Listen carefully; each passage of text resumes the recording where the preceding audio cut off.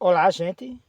Vocês estão vendo aí é, o nome da igreja que eu faço parte, tá certo?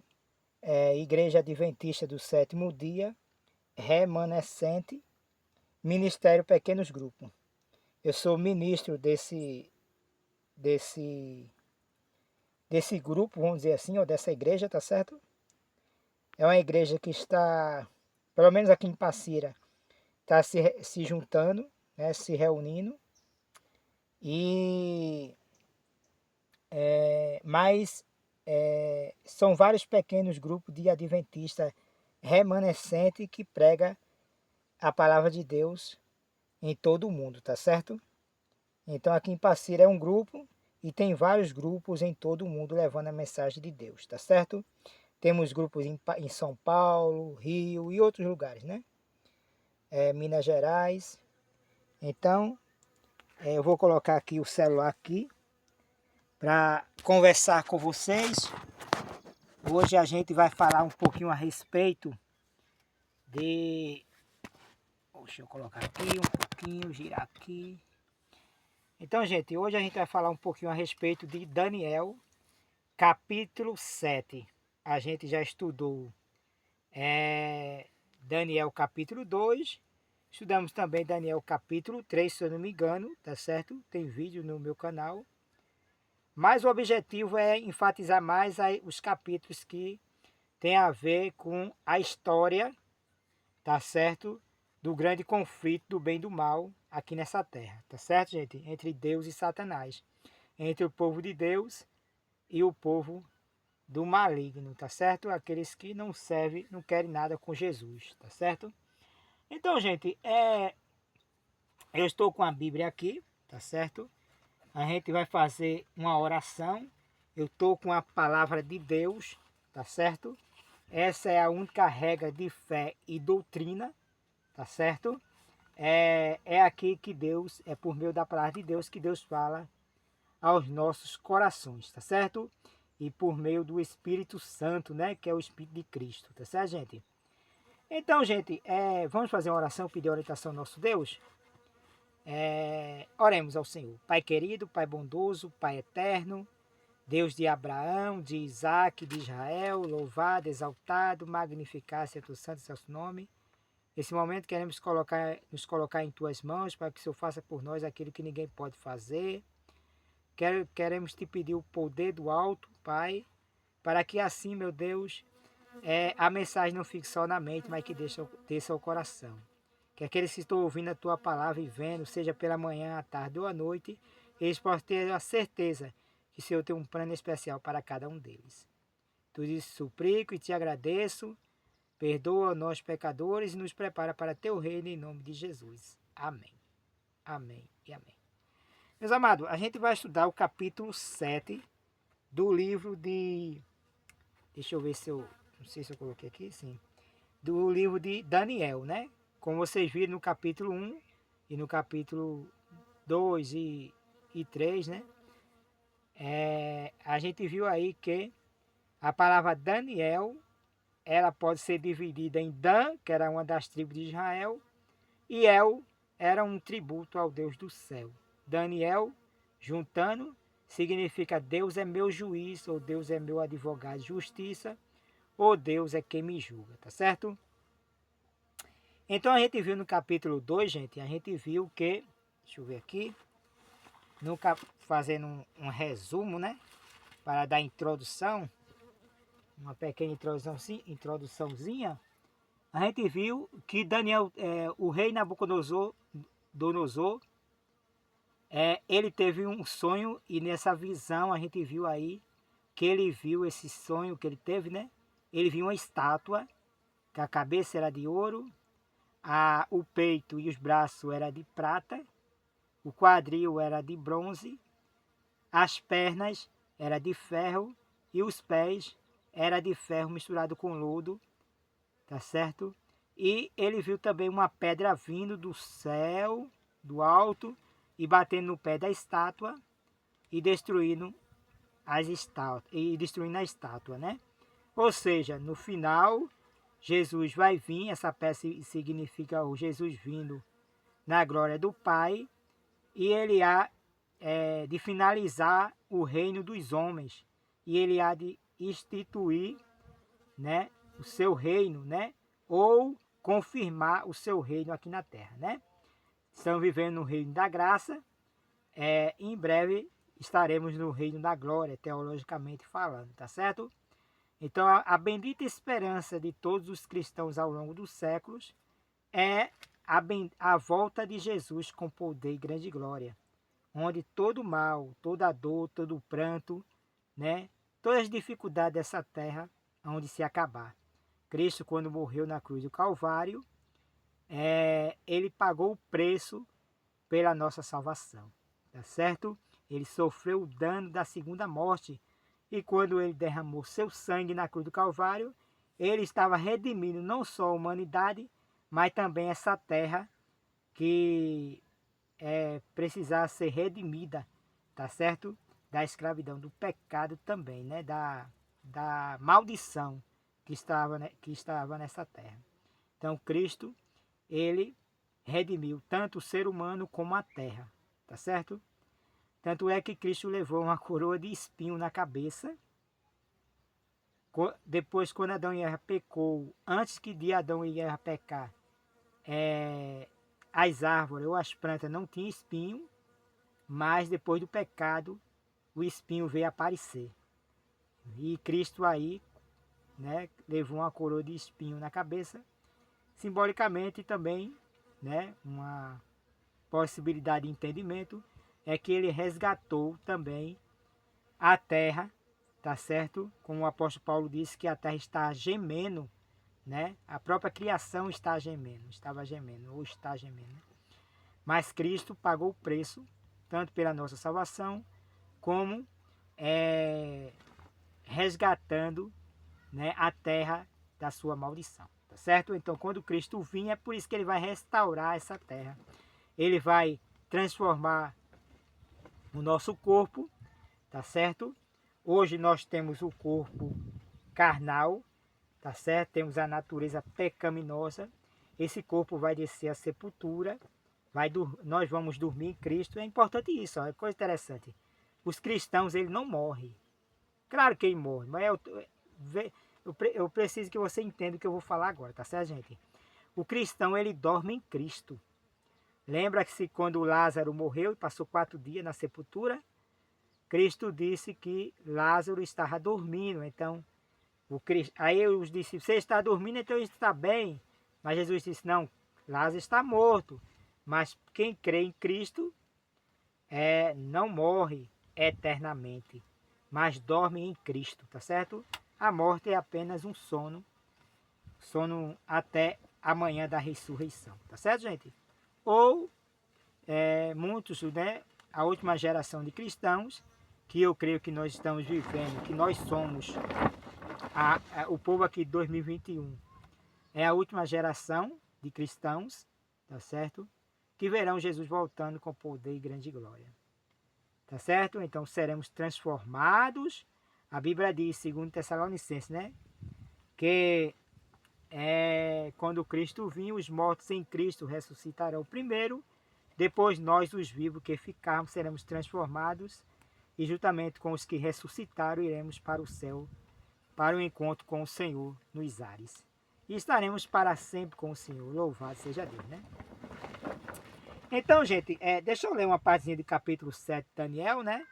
Como eu estava falando aqui, no capítulo 2, o rei Nabucodonosor, ele teve um sonho, mais ou menos como se fosse essa estátua aqui, representando os 4 reinos que haveria antes da instituição do reino eterno de Cristo, tá certo? Que já foi dado o pontapé, vamos dizer assim, né? A gente sempre usa uma frase assim, o já, mas ainda não. Nós já estamos vivendo no reino de Cristo, mas ainda não. Ou seja, porque nós estamos vivendo no reino da graça, mas em breve vamos viver no reino da glória, quando Cristo vir restituir a nova terra, né? E nós vamos viver com o Senhor nessa terra restaurada, depois de 1000 anos no céu. Isso a gente vai entrar mais em detalhe em outro vídeo, em outro estudo. Mas depois dos 1000 anos nós vamos voltar para essa terra transformada. Como eu disse, o nosso corpo vai ser transformado por ocasião da vinda de Cristo, essa vinda que ele virá agora, nessa geração. Mas quando depois dos 1000 anos que ele vir, né, ele vai restaurar a terra por completo, redimida do pecado, né? Ele pagou esse preço também. E aí vão viver numa nova terra restaurada. Que bom, né, meu amado? Onde o leão vai ficar junto com o cordeiro e não vai procurar comer o cordeiro. Ou se deixar um leão junto do cordeiro, ele matará o cordeiro. Mas essa natureza selvagem será redimida, será transformada, redimida, vamos dizer assim, né? Transformada quando Cristo vir, né? Os animais serão dóceis, os animais selvagens não serão selvagens, né? Eles serão dóceis, tá certo? Que maravilha, né, meu amado? Não vai haver mais pranto nem dor. Olhe, o inferno, eu já disse isso aqui em meus vídeos, né? O inferno, ele foi preparado não para nós, não para o ser humano. Ele foi preparado para o diabo e seus anjos. Só vai estar no inferno, no lago de fogo, né, enxofre, só aqueles que forem enxeridos, que quiserem estar lá. Você quer ser queimado nos últimos dias, no fogo, com consequências eternas? Ou seja, você quer ser destruído nos últimos dias? Não? Então aceita Jesus como seu Salvador. Tá certo? Só vai ser queimado no fogo e no enxofre quem não aceitar Jesus como seu Salvador pessoal. Certo? Hoje estamos vivendo no período da graça, mas logo, logo a porta da graça vai se fechar. E essa é a oportunidade que Deus está lhe dando a você, por meio desse estudo, de você aceitar a palavra do Senhor, aceitar Jesus como único meio de salvação. Tá certo? Então, gente, a gente vai ver no capítulo 7 que Daniel, no seu leito, ele teve uma visão, né? E no capítulo 7, tá certo? O livro de Daniel. E ele teve uma visão que ele sonhou com um leão, ele sonhou com...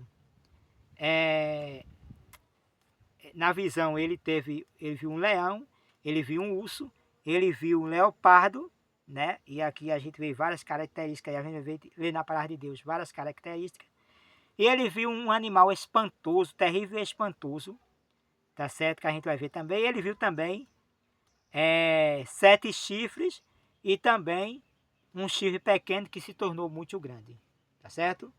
Então a gente vai ver que o capítulo 7 é um paralelo, existe um paralelo aí com o capítulo 2. Então, em vez de ser metais, agora são animais. Mas esboça o mesmo período de tempo, desde o tempo de Daniel até a volta de Jesus com poder e grande glória. Tá certo? Eu acho que eu dei um resumo bom, né? Já dei introdução no capítulo 7. Tá certo, gente? Então, meus amados, no capítulo 7 diz assim, ó. No primeiro ano de Belsazar, rei de Babilônia, teve Daniel na sua cama um sonho e visões. Na sua cama, visões, né? Na sua cabeça, escreveu logo o sonho e relatou a suma das coisas, né? Essa visão que ele teve no capítulo 7 aconteceu 50 anos depois do capítulo 2, tá certo? Aí Daniel, nessa visão do capítulo 7, ele já está mais ou menos por 73 anos por aí, tá certo? Mais ou menos 73 anos. Aí o capítulo 2 diz assim, ó. Falou Daniel e disse, eu estava olhando na minha visão da noite, e eis que os 4 ventos do céu combatiam no mar grande. Vento significa destruições, tá certo? Significa guerras também, tá certo? É por isso que nós sabemos também, não só por esse verso, mas por outros, que antes da volta de Jesus, logo, logo, gente, você vê que as nações estão se arregimentando-se, se preparando-se para uma terceira guerra mundial. tivemos a primeira, a segunda, e antes da volta de Cristo, possivelmente teremos uma terceira guerra mundial, tá certo? Mas Cristo quer que nós o aceitemos como seu Salvador, para que ele possa nos proteger, gente. Dessas grandes dificuldades que vai haver nesses últimos dias, só há segurança, meu amado. Sempre foi assim, só há segurança em Cristo. Sem Cristo nada somos, tá certo? Verso 3. E 4 animais grandes, diferentes uns dos outros, subiam do mar. O primeiro era como leão, e tinha asas de águia. Eu olhei até que lhe foram arrancadas as asas e foi levantado da terra, e posto em pé como um homem, e foi-lhe dado um coração de homem. Então, a gente vê aí que esse leão aí representa, tá certo? A cabeça de ouro do capítulo 2, que é o reinado de Babilônia, né? De Nabucodonosor, tá certo? A Babilônia. Então, como eu disse, existe um paralelo aí, o mesmo espaço de tempo, de história, tá certo? Desde o reinado da Babilônia até a volta de Jesus com poder, grande e glória. Tá certo? Só que o capítulo 7, ele abrange ou fala mais especificamente de acontecimentos que aconteceram dentro desse período. Tá certo? Então, cada vez mais, Deus vai abrindo o leque, né? Vai abrindo um entendimento daqueles que estão estudando o livro de Daniel, né? Para que assim a gente possa entender o que vai acontecer, ou o que já aconteceu, porque a gente está vendo no século XXI, tá certo? Falta ainda acontecer algumas coisas da profecia, mas grande parte já aconteceram, tá certo? Então, para que assim a gente se prepare para a volta de Jesus com poder e grande glória.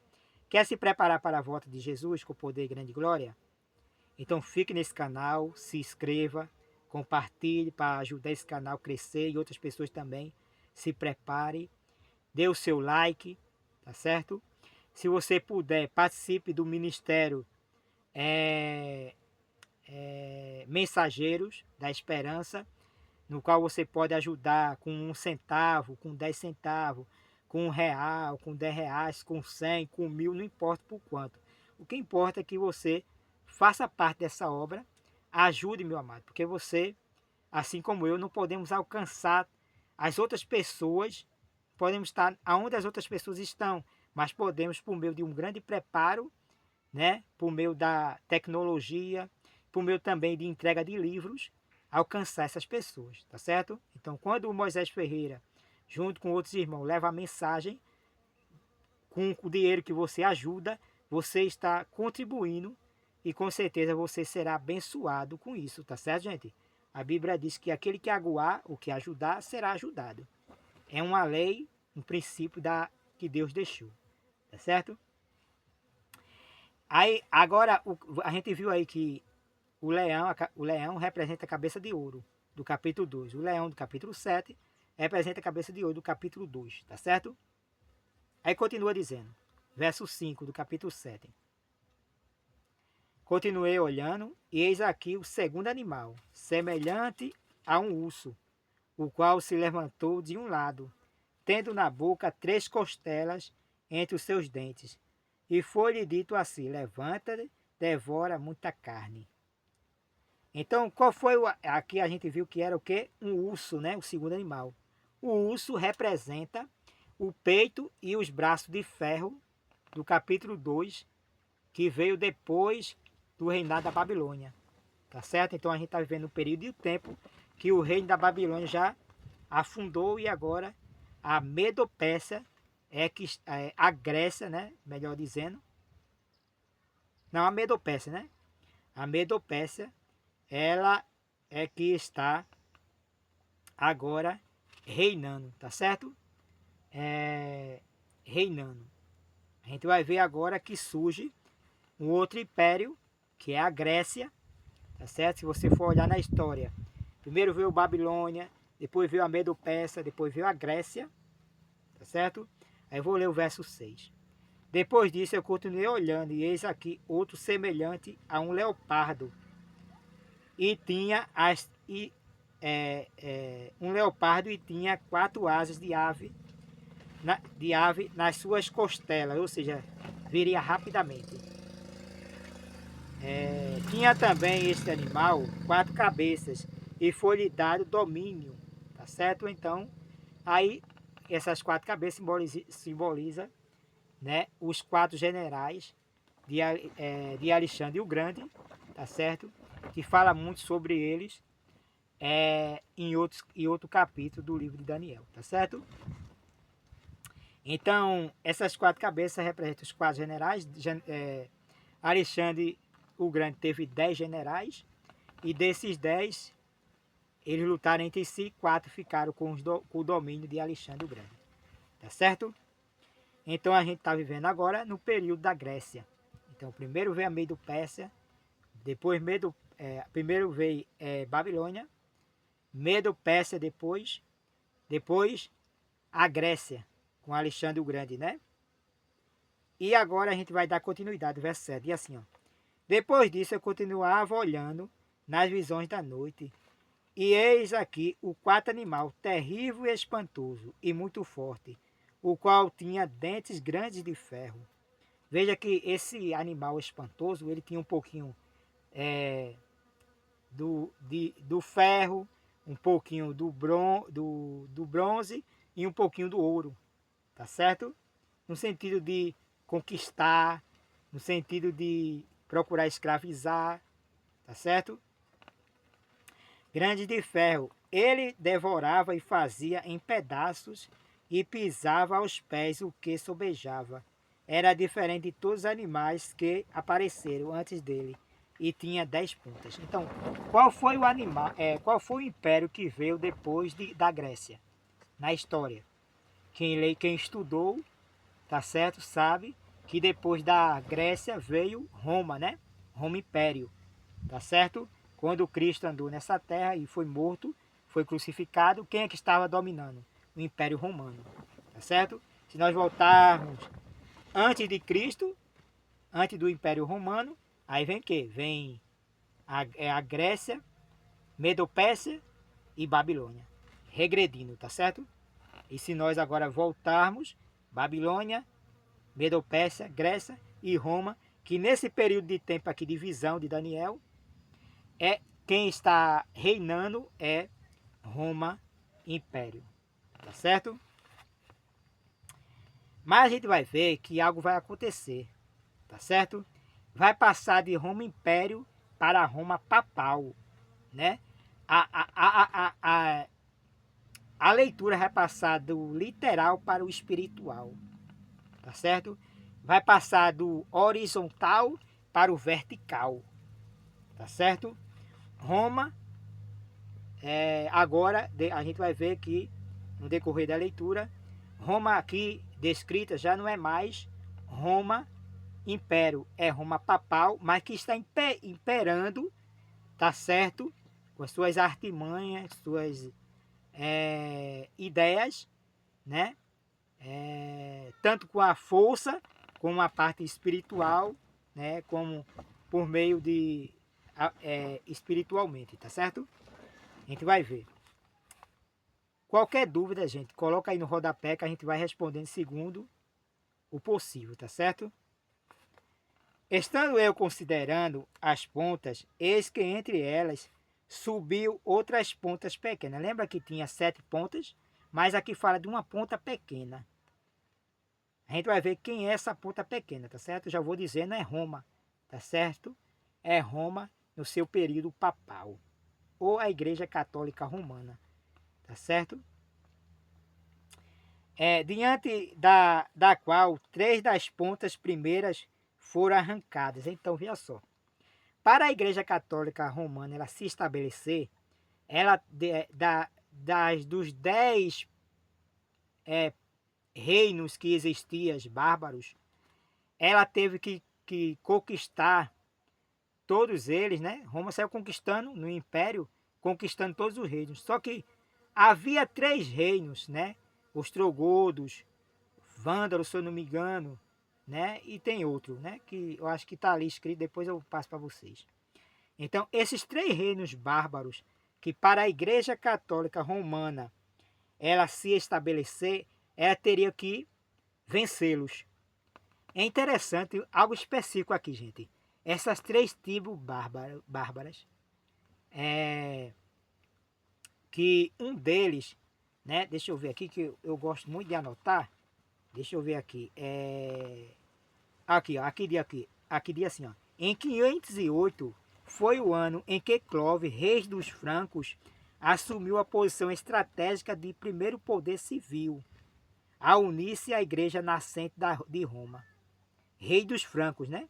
Clovis, rei dos francos, né? Primeiro poder da igreja nascente de Roma. Este fato lançou a secular união da igreja com o Estado, a abominação desoladora de Daniel capítulo 12, verso 11. Foi também naquele tempo que muitas doutrinas e práticas, inclusive, né, a gente vai ver que já estava sendo estabelecida a falsa doutrina da Trindade, a ideia que Deus é três e ao mesmo tempo é um, né? Que Deus o Pai é Deus, no maior sentido da palavra, e Ele é. Que o Filho é Deus, no maior sentido da palavra, e Ele é. E que o Espírito Santo é um terceiro Deus. Isso aí não tem apoio na palavra de Deus, tá certo? Até mesmo o Filho, ele é Deus na natureza, mas não na personalidade, tá certo? E a gente vai ver isso. Então, a ideia aqui foi também que obscureceram o ministério sumo sacerdotal de Cristo, se tornaram estabelecidas na igreja, né? Veja só, foi também naquele tempo que muitas doutrinas e práticas que obscureceram o ministério sumo sacerdotal de Cristo se tornaram estabelecidas na igreja. Ou seja, a igreja católica romana, para ela se estabelecer, como eu disse, ela destruiu três tribos bárbaras em específico, né? As três últimas que faltavam, tá certo? Em 538 por aí, tá certo? Mais ou menos isso, né? Então, gente, essas três tribos bárbaras, elas eram unitarianas. Ela não cria na doutrina da Trindade. Eram cristãs. É porque assim, a Igreja Católica Romana chamava de pagãs, né? E de pagãos, todos aqueles que não eram cristãos católicos romanos. Tá certo? Então era chamado de pagãos. Mas só que essas três tribos bárbaras que eles destruíram, eles já eram cristãos e eles eram unitarianos. Vocês estão entendendo por que destruir as três últimas tribos bárbaras? Para mais tarde, ou pelo menos estabelecer nesse período, confirmar a doutrina da Trindade. É interessante que parece igual, meus irmãos, Adventista sétimo dia. O que aconteceu na igreja Adventista sétimo dia. Esperaram Ellen White morrer. Ellen White morreu em 1915. Em 1930, tá certo? Ou 1931, foi estabelecida por debaixo dos panos a doutrina da Trindade. Isso foi um paralelo com o 325 no Concílio de Nicéia, que foi dado o pontapé para a doutrina da Trindade. E depois veio o concílio os outros concílios que vieram em seguida, né? Constantinopla e outros concílios. Mesmo assim, em 580, já não mais em 531, já estava por debaixo dos panos, né? Pouquinho a pouquinho era levado a doutrina da Trindade dentro da igreja do 27º dia. Que antes, até a morte de Ellen White, não cria nessa doutrina. A igreja sempre ensinou, tanto os pastores como Ellen White, a profetisa do Senhor, que é o unitarianismo e não o trinitarianismo, a doutrina da Trindade. Certo? A doutrina correta é a crença em um único Deus, soberano sobre todas as coisas, e em seu Filho Jesus Cristo. Esse Filho é Deus na natureza, porque foi gerado pelo Pai, ele é divino. Ele é 100% Deus, meu amado. Tá certo? Como se fala em natureza. Tá certo?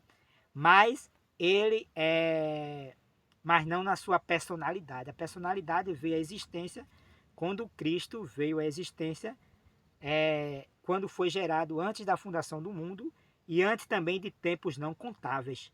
Não havia tempo e nem espaço. Cristo foi gerado pelo Pai para criar. Ele criou todas as coisas. Certo? Sim. Aí em 1980, oficialmente foi estabelecida a igreja. Foi estabelecida dentro da igreja do 27º dia, oficialmente a doutrina da Trindade. E hoje os adventistas do sétimo dia beberam desse vinho da grande Babilônia. É o vinho, meu amado, que o livro do Apocalipse diz: se eu beber desse vinho, eu receberei as pragas e, consequentemente, perderei a salvação. Certo? Então, meu amado, existe um paralelo aí, né? Entre o estabelecimento da Igreja Católica e a ideia da introdução da doutrina da Trindade dentro da Igreja do 27º dia, em duas fases. Certo? Então, gente, voltando aqui, aí de aqui, ó. Veja que coisa interessante no verso 8. Estando eu considerando as pontas, eis que entre elas subiu outra ponta pequena, diante da qual 3 das pontas primeiras foram arrancadas.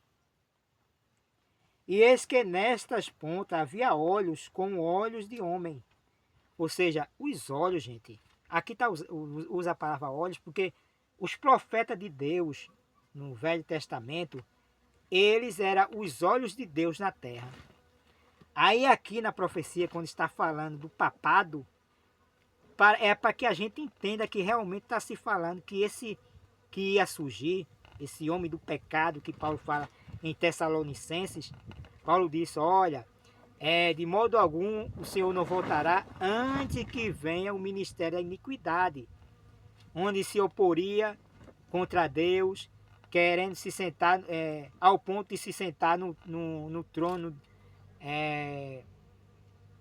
no meio da igreja, né, no trono, e realmente isso aconteceu. O papado ele se estabeleceu de tal forma, e Paulo disse, ó, querendo ser Deus. Veja que essa foi a ideia. O grande conflito no céu, meu amado, se originou nessa plataforma de Satanás não querer se submeter ao Filho de Deus, que era gerado do Pai. Então, Satanás não queria se submeter.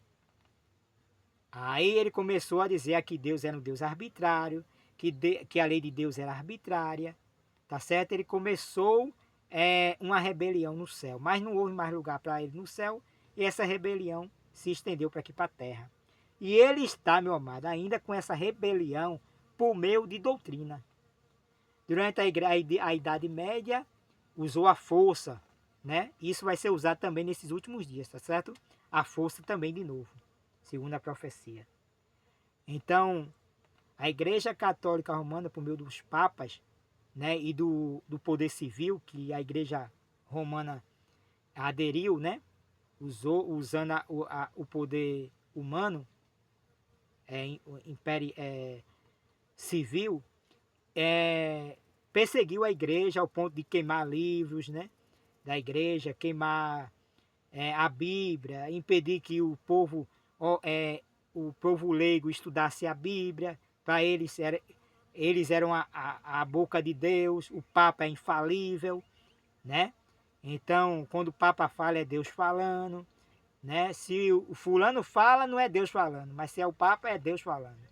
Então, essas ideias penduraram dentro da Igreja Católica Romana e hoje está pendurando, meus amados, dentro das igrejas protestantes e evangélicas e hoje, consequentemente, dentro da Igreja de 27º dia. Quando ela se diz que tem que ser daquele jeito, né? Hoje, por exemplo, Ellen White, em suas inspirações, ela disse que não era para ter um líder só na igreja, né? Como Ted Wilson é o líder da Associação Geral. Não era para ter vários. Então, por que, meu irmão? Porque Deus não confiou, né, um poder, a sua igreja, a direção da sua igreja, a um só homem. Mas todos aqueles que fazem parte da igreja, eles têm capacidade de sim tomar as decisões corretas ao lado do Senhor, desde que esteja de acordo com a palavra de Deus. Certo? Então a igreja adventista do sétimo dia, ela se apostatou, ela não é mais a menina dos olhos de Deus. quando ela bebeu do vinho da grande Babilônia, está dando a todas as nações a beber do vinho da grande Babilônia. E ela faz prova de comunhão. Se você não crê na doutrina da Trindade, você é tido como dissidente da igreja. Quando não elimina você de imediato, vai colocando você para escanteio, você já não pode pregar mais. Então, essa mesma força, essa mesma instigação, essa vontade de dominar, é o mesmo espírito do anticristo que o Papa tinha e tem, né, hoje. Então, meu amado, a Igreja Adventista está associada ao Ministério da Iniquidade, à Organização Adventista Sétimo Dia. Eu não estou falando aqui dos meus irmãos na fé Adventista Sétimo Dia. Entenda bem, meu irmão.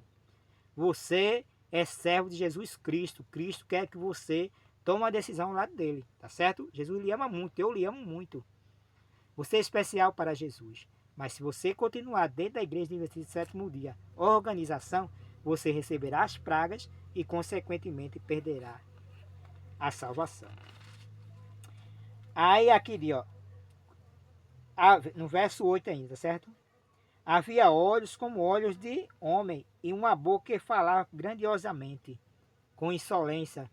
Qual é vamos ver um pouquinho dessa insolência. A ideia de que Maria é intercessora. A Bíblia diz que há um só intercessor entre Deus e o homem. Cristo Jesus, homem. Colocaram Maria como intercessora também. O único que pode perdoar pecado é Deus. Mas, ao longo da história, existiu o confessionário, onde os padres eles perdoavam pecado. Em algum lugar ainda existe, né? E o Papa é infalível, né?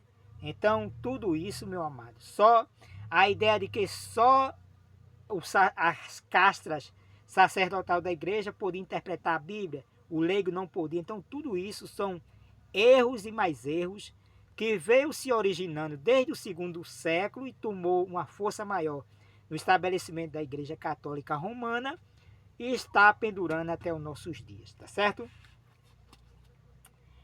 Aí aqui, ó, verso 9. Eu continuei olhando até que foram postos tronos, e um ancião de dia se assentou.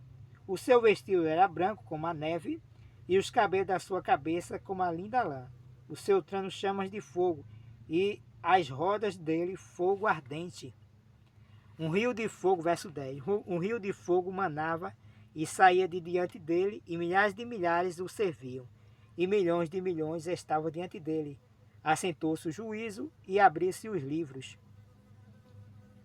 Então estive olhando, verso 11. Então estive olhando por causa da voz das grandes palavras que provinha da ponta do papado, tá certo?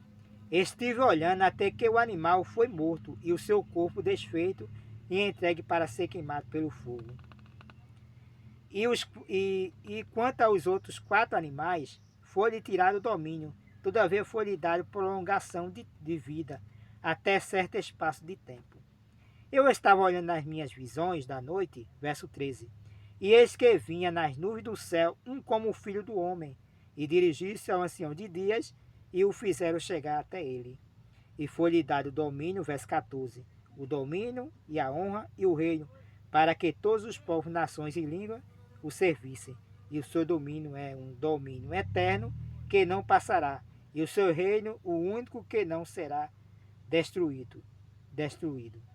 Então, gente, eu vou ficar até o verso 14 e no próximo vídeo a gente dá continuidade ao verso 15. O que é que acontece aqui, gente?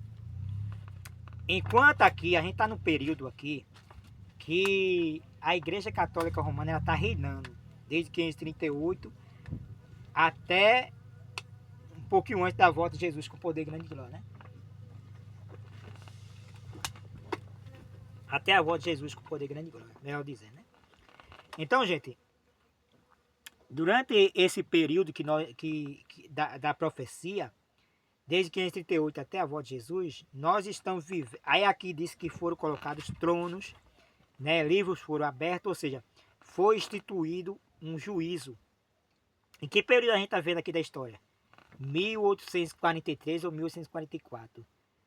Em 1844 quando teve o grande desapontamento, muitas das igrejas esperaram, nos Estados Unidos, esperaram Jesus voltar, e Jesus não voltou, tá certo? Porque não era a vinda de Jesus a essa terra. Guilherme Miller, e depois eu posso entrar mais em detalhes sobre isso, quem conhece a história de Adventista sabe o que eu estou falando, ensinava que Jesus ia voltar em um período de dia, né? Em um tempo de dia, em um dia. E Jesus não voltou, aí houve um grande desapontamento.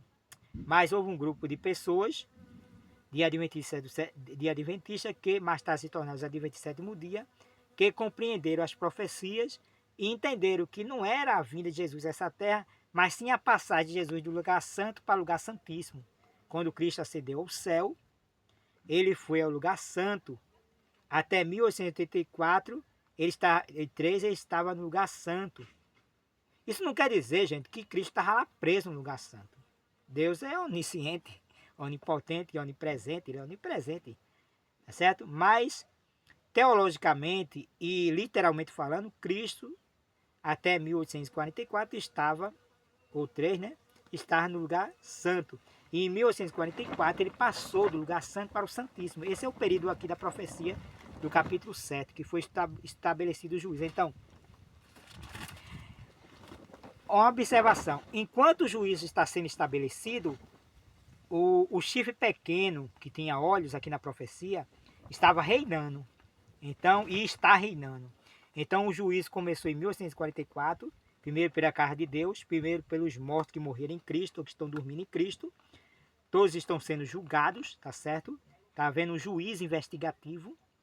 E em breve, muito em breve, gente, começará o juízo dos vivos.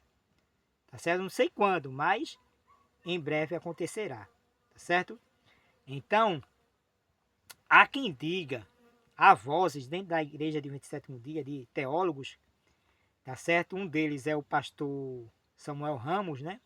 Que eu tenho um carinho muito grande por ele, embora ele ainda creia na doutrina da Trindade, mas é um homem de Deus, tá certo, gente? Que ele diz que esse período aí, que assim como houve a queda das estrelas, o sol se apagou, né? A lua ficou como sangue, esses mesmos sinais acontecerá um pouquinho daqui a alguns dias, algum tempo aí, né? Próximo, para anunciar o começo do juízo dos vivos. Tá certo? Isso eu estou falando do povo de Deus, tá certo? Segundo o pastor Samuel Ramos. Bom, gente, é uma opinião, é uma posição. Tem gente que, né, que gosta de denegrir as pessoas e fala, o pastor Samuel está errado, o pastor Samuel... Calma, gente. Ellen White mesmo diz no livro que eu estou aqui na mão, Eventos Finais, né? Que ela diz que nós não vamos saber toda a profecia enquanto ela não se completar, né? Então vamos respeitar as opiniões das pessoas, tá certo? Então, gente, está havendo nesse momento o juízo investigativo. Jesus passou do lugar santo para o lugar santíssimo em 1844. Quando terminar o juízo, tá certo? Jesus, a porta da graça vai se fechar e, né? Quem está salvo, está salvo. Vai vir aí o decreto dominical, está muito próximo aí o decreto dominical, tá certo? Quem é adventista do sétimo dia sabe o que eu estou falando. Vai vir um tempo de angústia, que vai ser muito breve. Há quem diga que é 3 anos e meio, né? Tempo de angústia. Então, gente, nós estamos vivendo no período do juízo, tá certo? Breve em breve esse juízo vai acabar. Quem está salvo, está salvo. Quem está perdido, está perdido. Então, gente, quando Cristo vir a essa terra, o juízo já vai estar estabelecido. Já estará consumado. Quem está salvo, está salvo. Quem está perdido, está perdido. Ele vai vir dar vida eterna a um e morte eterna a outro. Tá certo? O que é a porta da graça aberta? Enquanto Cristo estiver oficiando no santuário, no lugar santíssimo do santuário celestial. Quando Cristo sair do santuário, ele vai tirar suas vestes de sumo sacerdote, colocar as vestes de linho e vai voltar a esta terra. Aí vai demorar um pouquinho de tempo, tá certo? Um pouquinho, bem pouquinho mesmo, gente. Talvez uma semana, não sei quanto. Mas Cristo voltará a esta terra na glória do Pai, com poder e muita glória. Louvado seja Deus, né? Então, meu amado, tudo isso que eu falei, e a gente tem mais coisas para falar, está dentro da profecia do capítulo 7. Que maravilha, né? Deus abrindo o leque, abrindo as cortinas do grande conflito e dizendo, ó filho, embora a Igreja Católica, por meio do papado, esteja fazendo toda essa abominação, embora as igrejas protestantes e evangélicas fizeram uma imagem à besta, ou seja, uma imagem à Igreja Católica, ou seja, as mesmas doutrinas que existem na Igreja Católica, existem hoje nas igrejas protestantes e evangélicas. Com algumas exceções, né? E hoje, consequentemente, também na igreja de 27º dia, porque ela aderiu ao principal vinho, junto com o principal vinho da Igreja Católica Romana, que é a falsa doutrina da Trindade. Que coisa, né, meus irmãos? A igreja que Deus levantou, mas que também Deus havia advertido por meio de Ellen White, que essa própria igreja se apostataria e que ela seria a primeira a receber a punição do céu, porque ela teve grande privilégio. Mas só que Deus também nos advertiu que ele vai, como é que se diz, proteger os adventistas, vamos falar assim dos adventistas, tá certo? Que receberam grande privilégio. Antes de ser destruída a igreja adventista mundial, a organização, muitos irmãos, Deus tem 7.000 homens que não, e mulheres, quando digo homem, é mulher e homem, tá certo, gente? Que não se ajoelharam a Baal. Pessoas fiéis que estão dentro da organização adventista sétimo dia, que entenderão que a doutrina católica, que a doutrina da Trindade é o principal vinho da grande Babilônia. E eles não vão parar de beber desse vinho. E eles vão sair e se reunir em pequenos grupos. Eu sou um deles, que saí, tá certo? Vamos dizer assim, por livre, espontânea pressão, de certa forma, tá certo? Porque, primeiro, quando eles descobrem que a gente não crê na doutrina da Trindade, você já não prega mais. Aí você já é colocado de lado. Aí você já é visto como dissidente. Você não tem outra coisa senão se reunir em pequenos grupos e continuar levando a mensagem de Deus. Só que isso é plano de Deus. Então, meu amado, o povo de Deus é o que estão saindo para a verdade, para ficar com a verdade. Os que estão ficando é que são os dissidentes. A organização Adventista sétimo dia é uma dissidente. A organização um todo. Mas Deus tem um povo fiel. Aí ela se arroga dizendo, assim como a Igreja Católica fez com aqueles que não aceitavam seu vinho, ela tido como herege. A Igreja Adventista não usa a palavra herege, usa a palavra dissidente. Tá entendendo? Para denegrir a imagem, tá entendendo? Mas, meu amado, Deus tem pessoas fiéis dentro da Igreja Adventista que não vai aceitar as abominações pela Igreja Adventista sétimo dia ter aceitado a doutrina da Trindade, que é a grande doença da Igreja Adventista sétimo dia hoje. Surge os sintomas dessa doença, que está camuflada essa doença, né? Os sintomas vão aparecendo. Quais os sintomas?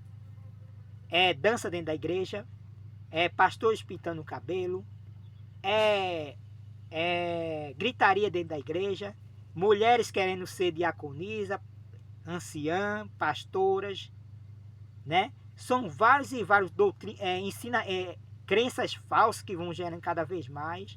São erros e mais erros, meu amado. O vestuário, as mulheres hoje dentro da igreja adventista, com todo respeito às mulheres, grande ordem, estão andando nuas, meu amado. Às vezes fica de short, às vezes andando por aí de short. Já vi irmã na fé que canta dentro na igreja, que na igreja parece ter uma fé daquelas, andando de moto com o marido, com aquele short bem curtinho, gente, aparecendo as partes do corpo. Eu não estou aqui, meu amado, denegrindo a imagem das minhas irmãs na fé não, viu? É só para divertir, gente, mostrar, chamar o pecado pelo nome. A Bíblia diz que a mulher deve vestir roupa de mulher e homem roupa de homem.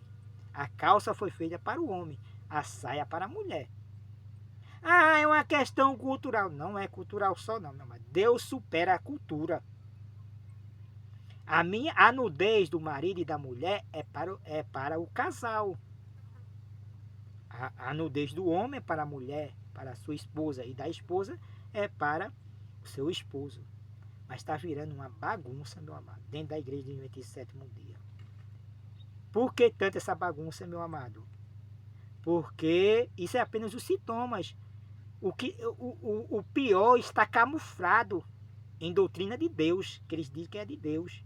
É a falsa doutrina da Trindade que aceitaram dentro da igreja do 27º dia e, consequentemente, estão transgredindo os 10 mandamentos, que diz, o mandamento que diz, não terás outros deuses diante de mim.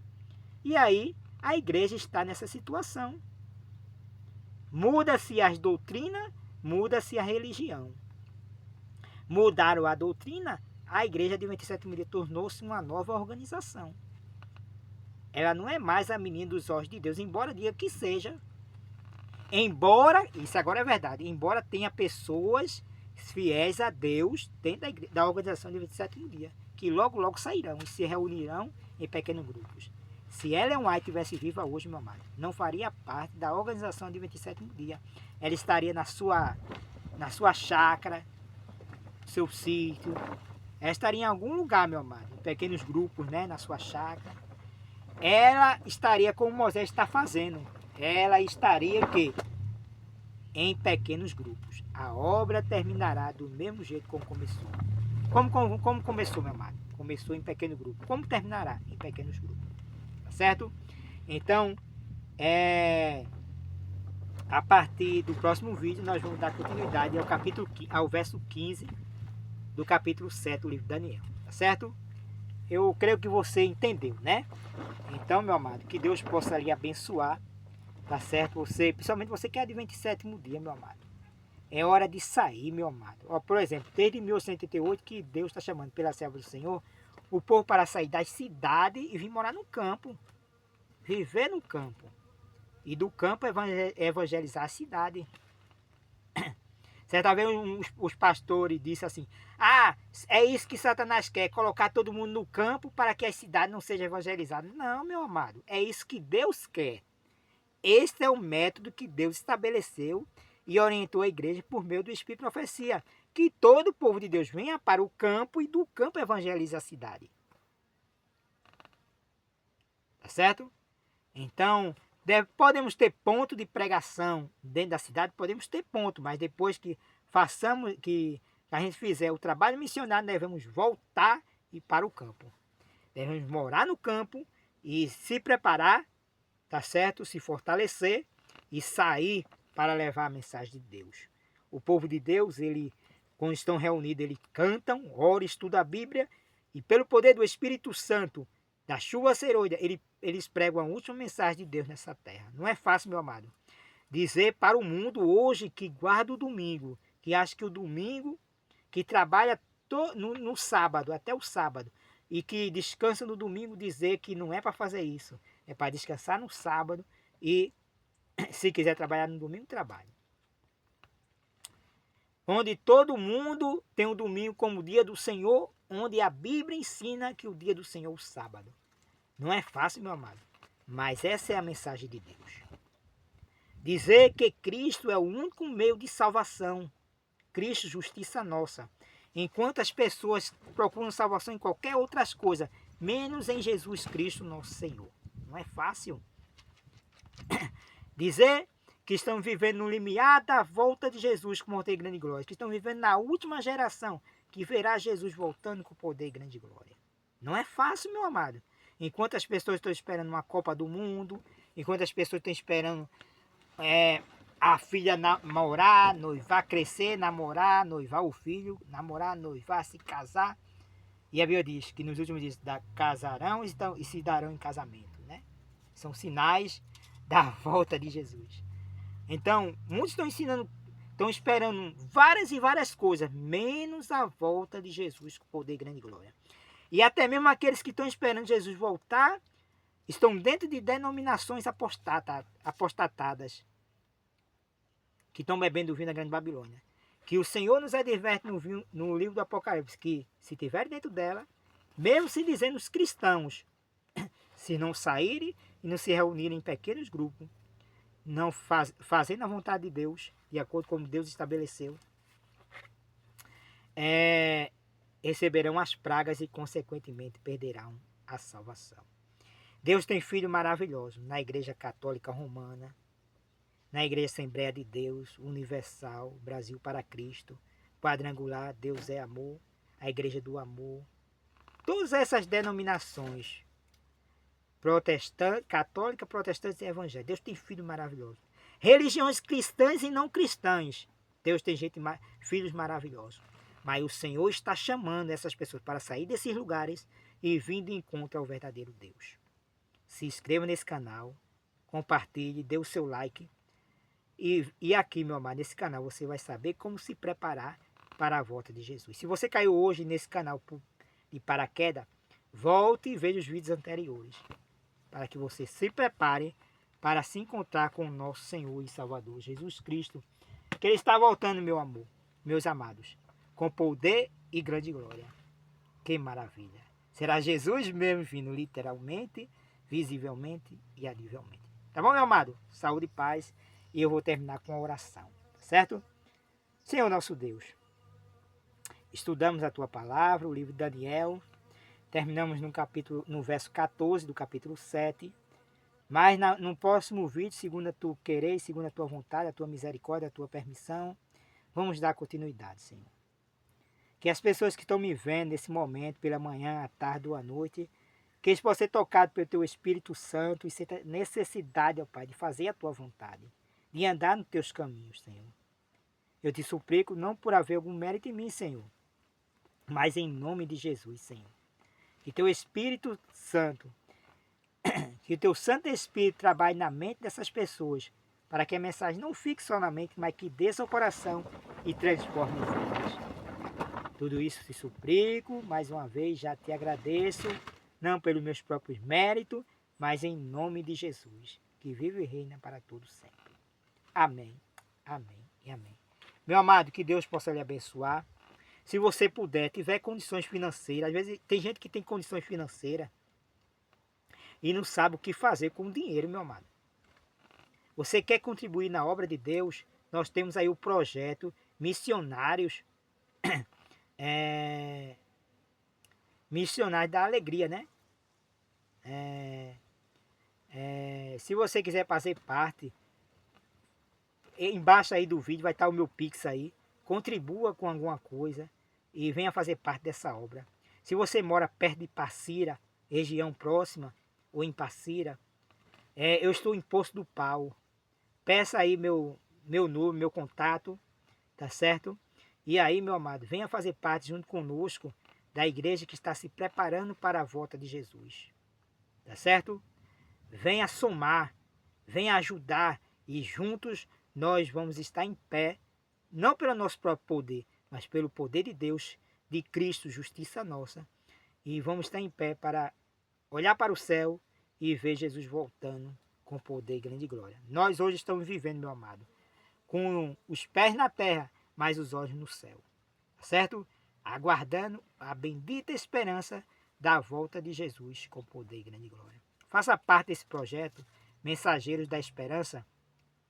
Contribua, ajude o nosso canal com alguma quantia. Irmão Moisés, eu estou construindo uma casa de culto, veja os vídeos anteriores, tá certo? Estou construindo uma casa de culto. Eu quero ajudar com 10 sacos de cimento, com 5 sacos, um saco. Eu quero ajudar com areia, eu quero ajudar com cadeira, eu quero ajudar com isso, com aquilo, eu quero ajudar com uma contribuição para comprar livros. Eu tenho 10 livros grandes com fita, eu tenho 100, eu quero ajudar, Moisés, para vocês distribuírem. Irmãos, sejam bem-vindos, tá certo? Não importa o jeito que você vai contribuir, é importante que você contribua, porque você contribuindo, a tendência nossa é sermos egoístas, meu amado. É uma idolatria ao dinheiro, à riqueza. Mas se nós nos prendermos disso, nos soltarmos disso, nós vamos ser mais do que abençoados em nome de Jesus, tá certo? Então aí embaixo no rodapé vai estar o Pix, e nós vamos prestar contas a vocês. Coloca o nome de vocês aí, dizendo, olha, eu quero saber, né, como é que está sendo o projeto, tal, como está sendo usado o dinheiro, tal, e a gente vai prestar conta. Eu vou estar aqui, eu vou dar minha cara a tapa aqui, prestar conta, tá certo, para vocês. Tá bom, meu amado? participe desse projeto Anjo da Esperança, que nasceu no coração de Deus. Tá certo? Como disse a serva do Senhor, a obra terminará do mesmo jeito como começou. Embora estejamos construindo uma casa de culto, o povo de Deus pode se reunir em casas, em qualquer lugar, porque a igreja somos nós. O povo de Deus vai estar espalhado por todo o mundo, ante o decreto dominical, né? Nas casas, em casa de cultos. Pequenas pessoas, né, estarão reunidas, louvando e exaltando o nome de Deus. E depois vamos estar em grupos nas montanhas, nos lugares desertos, né? Durante a perseguição. Tá bom, meu amado? Que Deus possa lhe abençoar. Jesus está voltando, meu amado. Eu quero dizer a você que Jesus hoje está chamando você para entregar a vida a Ele. Se você não entregou a vida a Jesus Cristo, meu amado, ou minha amada, eu quero dizer a você que Cristo, nesse momento, está batendo a porta do seu coração para que você entregue a vida a Ele. Não quer você levantar sua mão nesse momento e dizer: irmão Moisés, ministro do Evangelho, representante do Senhor, eu estou levantando a minha mão nesse momento, aceitando a Jesus como meu Salvador. Oh, glória! Você quer? É mesmo? Oh, glória! Louvado seja Deus. Então eu vou orar por você especial mais uma vez, tá certo? Vamos orar? Santíssimo Deus, santo, santo, santo é o Cordeiro Divino Deus. Digno tu és, digno tu és, digno tu és, de toda honra, glória e louvor. Nesse momento, Pai, quero colocar essas pessoas, Senhor, homens, mulheres e crianças, estão levantando a sua mão nesse momento e querendo fazer parte dessa obra, entregando a vida a Ti, Senhor. Que eles possam ser transformados pelo poder do Teu Santo Espírito, Pai, e senta a necessidade de cada vez mais querer andar contigo. Transforma a vida deles, que eles possam receber o Teu Espírito nesse momento. É isso que eu te suplico e te agradeço, em nome e por amor de Jesus. Amém, amém e amém. Meu amado, tenha certeza nesse momento que você que levantou a mão, Cristo entrou em seu coração. Amém? E você será mais do que abençoado em nome de Jesus, tá bom? Um abraço para você, Maranata. O Senhor logo vem. Fui!